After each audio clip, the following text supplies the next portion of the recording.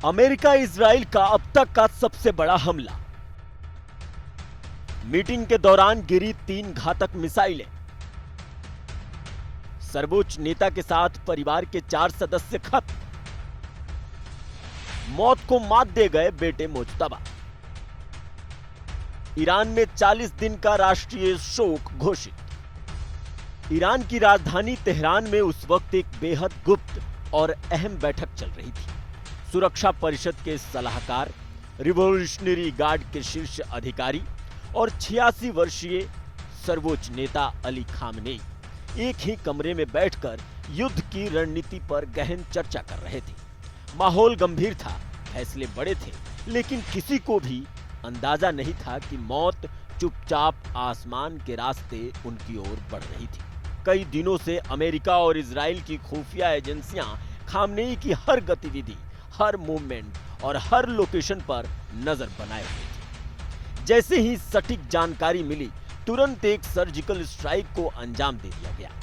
कुछ ही पलों में 3 बैलिस्टिक मिसाइलें आसमान को चीरते हुए उस कंपाउंड पर आ गिरी जहां ये बैठक चल रही थी। धमाका इतना भीषण था कि पूरा इलाका मलबे में तब्दील हो गया। इमारतें जमींदोज हो गईं और चारों तरफ सिर्फ धुआं, आग और तबाही का मंजर था। इस हमले की भयावहता का अंदाजा इसी बात से लगाया जा सकता है कि ईरान के सेना प्रमुख मोहम्मद शिराजी के शरीर के अवशेष तक नहीं मिल सके। इस एक हमले ने ईरान की सत्ता और सैन्य नेतृत्व को गहरा झटका दिया, क्योंकि इसमें सिर्फ अली खामनेई ही नहीं बल्कि उनके साथ मौजूद उनकी बेटी, दामाद और नाती की भी जान चली। यह हमला सिर्फ एक टारगेटेड स्ट्राइक नहीं था, बल्कि पूरे क्षेत्र की राजनीति और युद्ध की दिशा बदल देने वाला एक निर्णायक मोड़ साबित हुआ। Iran's formerly supreme leader, Ayatollah Khamenei, is dead.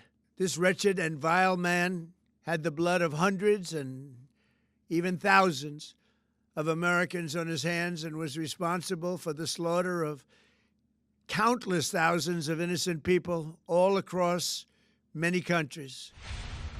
लेकिन इस भयावह तबाही के बीच एक ऐसी घटना हुई जिसने पूरी दुनिया को चौंका दिया। जब हर तरफ मलबा, आग और मौत का सन्नाटा पसरा हुआ था, उसी वक्त एक ऐसा मोड़ सामने आया जिसे लोग चमत्कार कह रहे हैं। अली खामनेई के बेटे मुज्तबा, जिन्हें उनका सबसे बड़ा वारिस माना जा रहा है, इस हमले में मौत को मात देकर बच निकले। जानकारी के मुताबिक हमले से ठीक कुछ सेकंड पहले मुज्तबा किसी जरूरी काम से कमरे से बाहर निकलकर बगीचे की तरफ चले गए थे। जैसे ही वे उस जगह से हटे, कुछ ही पलों में मिसाइलें उसी हिस्से पर आ गिरी जहां वे थोड़ी देर पहले मौजूद थे। धमाका इतना जबरदस्त था कि पूरा ढांचा मलबे में तब्दील हो गया, लेकिन मुज्तबा उस विनाश से बाल बाल बच गए। उन्हें सिर्फ पैर में मामूली चोट आई, जबकि उनके पिता अली खामनेई और कई बड़े सैन्य और सुरक्षा अधिकारी इस हमले में मारे गए। इस घटना ने न सिर्फ ईरान की सत्ता के समीकरण को बदल दिया, बल्कि मुज्तबा खामनेई को अचानक इस युद्ध के केंद्र में ला खड़ा किया, जहां अब उनकी हर चाल और हर फैसला पूरे मिडिल ईस्ट की दिशा तय कर सकता है।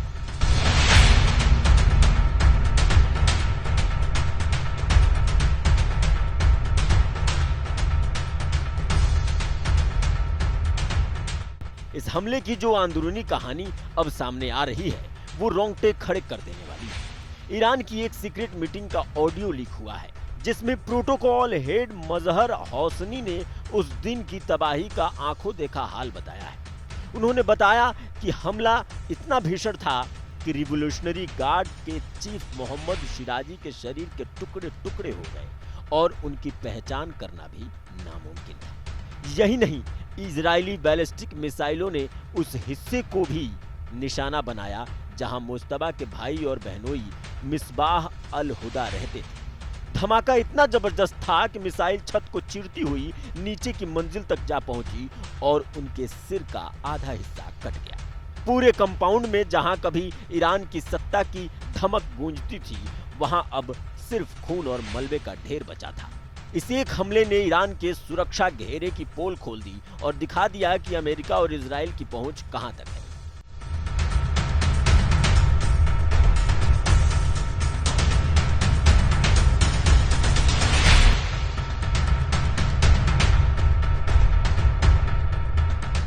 खamenei की मौत की खबर फैलते ही भारत के शिया बहुल इलाकों में उबाल आ गया। कश्मीर, लद्दाख से लेकर लखनऊ की गलियों तक लोग सड़कों पर उतर आए। शिया समुदाय के लिए खamenei सिर्फ एक नेता नहीं बल्कि एक रूहानी रहनुमा और ईश्वरीय शक्ति का प्रतीक थे। लोग काले कपड़े पहनकर और रोते बिलखते हुए अमेरिका और इजराइल के खिलाफ नारेबाजी कर रहे हैं। लखनऊ के प्रदर्शनों में लोगों का कहना है कि उनके सिर से साया उठ गया। शिया इतिहास में शहादत का एक बड़ा मुकाम है और वे इस मौत को अन्याय के खिलाफ एक बड़ी कुर्बानी के तौर पर देख रहे हैं। देखिए, आयतुल्लाह सैयद अली खामनेई साहब की शहादत हो चुकी है।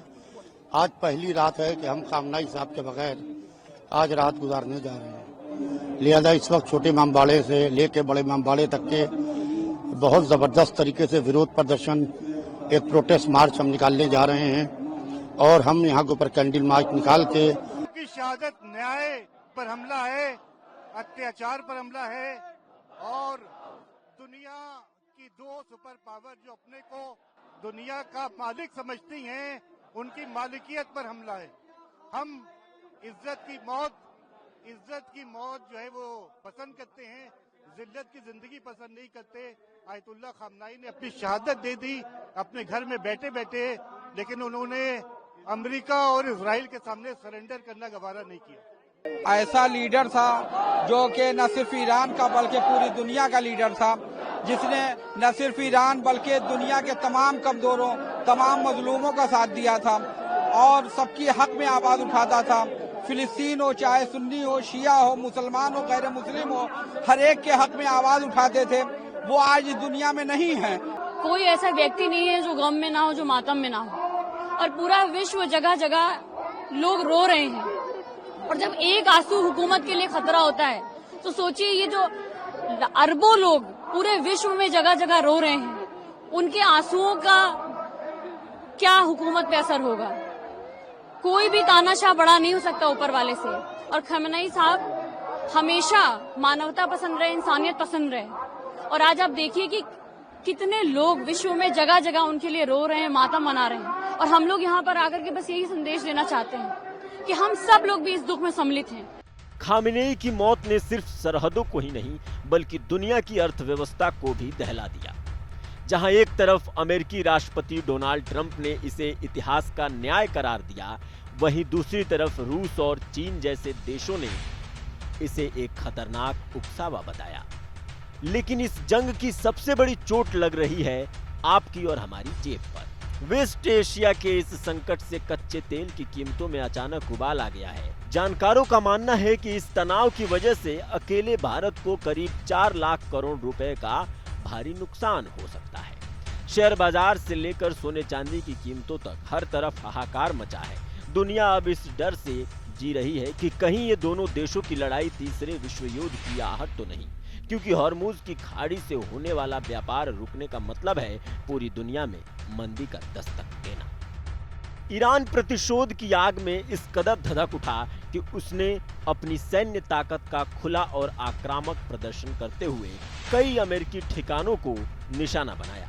ये कोई सीमित जवाब नहीं था, बल्कि एक सुनियोजित और व्यापक सैन्य प्रतिक्रिया थी, जिसमें बैलिस्टिक मिसाइलों और ड्रोनों के जरिए अमेरिका की मौजूदगी को सीधी चुनौती दी गई। तेहरान ने साफ संकेत दे दिया कि अब वो केवल बचाव की मुद्रा में नहीं, बल्कि जवाबी हमले की नीति पर आगे बढ़ चुका है। इन हमलों ने न सिर्फ युद्ध की तीव्रता को कई गुना बढ़ा दिया, बल्कि पूरे मिडिल ईस्ट को अस्थिरता की आग में झोंक दिया। अमेरिकी ठिकानों पर हमले के बाद क्षेत्र में हाई अलर्ट घोषित कर दिया गया और ये साफ हो गया कि ये संघर्ष अब सिर्फ 2 देशों के बीच नहीं रहा, बल्कि इसमें वैश्विक शक्तियों के सीधे टकराव का खतरा तेजी से बढ़ रहा है।